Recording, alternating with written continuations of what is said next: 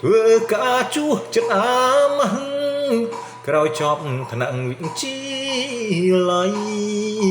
តាមដានដំណឹងស្រស់ប្រលឹងពេលទាំងហារតីចង់ឲ្យដូចដើមជាថ្មីរៀនរួមថ្នាក់នឹងថ្លៃវិញ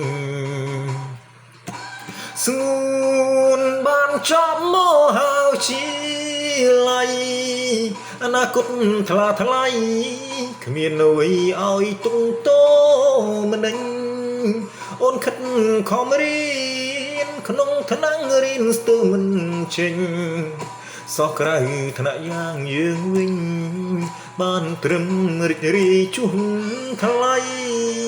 ចង់មកស្នេហ៍ស្និទ្ធតែចិត្តខ្លាចគេលក់លឿយសងវែងអាវខោពយខុសឆ្ងាយពីមិត្តថ្មីស្រីព្រៀមធៀបរួចហើយខ្លួនអើយមិនសមនឹងស្រីបានត្រឹមផ្ញើពាក្យពរជ័យពីមិត្តថ្លៃអ្នករៀនក្រៅ